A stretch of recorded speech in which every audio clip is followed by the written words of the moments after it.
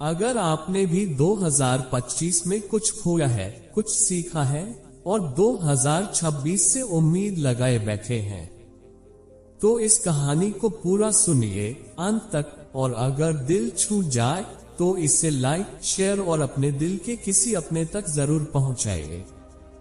कहानी 2025 की ठंडी सुबहों में जब सूरज निकलता तो ऐसा लगता जैसे रोशनी के साथ साथ पुराने जख्म भी जाग जाते हों, क्योंकि यह वही साल था जिसने आरव को पहली बार सिखाया कि समय केवल घड़ी की सुई नहीं होता, बल्कि वह हर उस रिश्ते, हर उस सपने और हर उस भरोसे का नाम है जो चुपचाप हमारे हाथों से फिसल जाता है। आरव एक साधारण इंसान था, ना बहुत अमीर, ना बहुत मशहूर, लेकिन उसके सपने बड़े थे, दिल साफ था और भरोसा इतना गहरा कि वह हर किसी को अपना समझ बैठता था।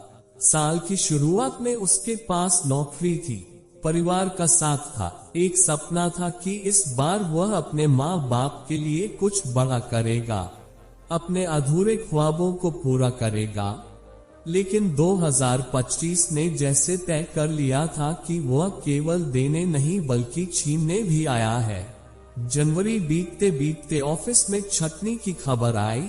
एक दिन मैनेजर ने बुलाकर कहा, सॉरी आरव, कंपनी अब तुम्हें आगे नहीं रख सकती। और उस पल आरव के कानों में शब्द नहीं बल्कि सन्नाटा गूंजने लगा। वह बाहर निकला तो लगा जैसे दुनिया अचानक बहुत बड़ी और वह खुद बहुत छोटा हो गया हो।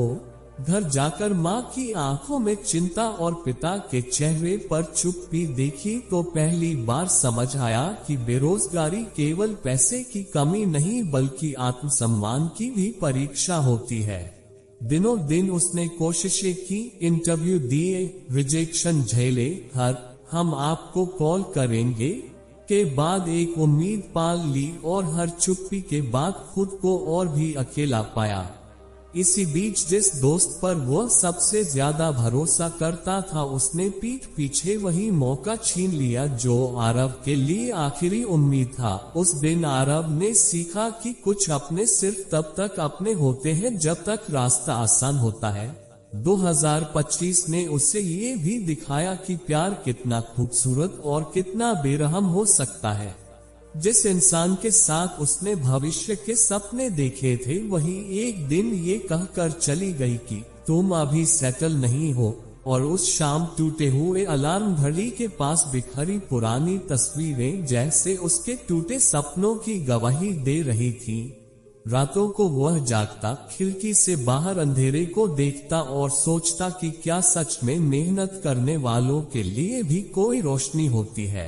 कई बार लगा कि अब बस हो गया, लेकिन हर बार माँ की वो आवाज याद आती, हार मान लेना आसान है बेटा, लेकिन उठकर चलना ही जिंदगी है। 2025 ने उसे गिराया, रुलाया, अकेला छोड़ा, लेकिन हर ठोकर के साथ एक सीख भी दी कि समय चाहे कितना भी बुरा हो, चलता जरूर है।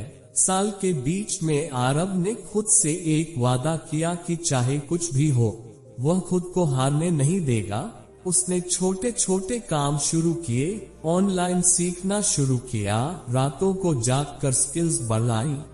किसी ने नहीं देखा उसकी मेहनत, किसी ने तालियां नहीं बजाई, लेकिन भीतर कहीं एक आग जल रही थी जो कह रही थी अभी कहानी खत्म नहीं हुई है। 2025 के आखिरी महीनों में जब ठंडी हवा चलने लगी और कैलेंडर के पन्ने कम होने लगे, तब आरव ने पहली बार खुद को पहले से ज्यादा मजबूत पाया।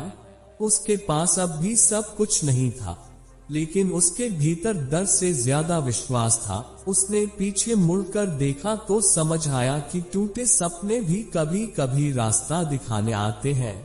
कुछ लोग जो छूट गए थे वे सबक बन गए थे, कुछ असफलताएं सीढ़ी बन गई थी। और जब 31 दिसंबर की रात आई तो उसने आसमान की तरफ देखकर कहा, 2025 तुमने बहुत कुछ सिखाया, कुछ सपने तोड़े, कुछ अपनों का सच दिखाया, लेकिन तुमने मुझे खुद से मिलवाया। ठीक उसी पल जैसे 2026 ने दूर से आवाज दी, अब जो अधूरा रह गया है उसे पूरा करने का वक्त आ गया है। नए साल की पहली सुबह जब सूरज निकला तो आरव ने अपनी बाहें फैला दी। सामने पहाड़ों के बीच से निकलती सीढ़ियां जैसे उसके नए सफर का संकेत दे रही थी। उसने तय कर लिया था कि 2026 शिकायतों का नहीं बल्कि निर्माण का साल होगा। डर को पीछे छोड़कर आगे बढ़ने का साल होगा।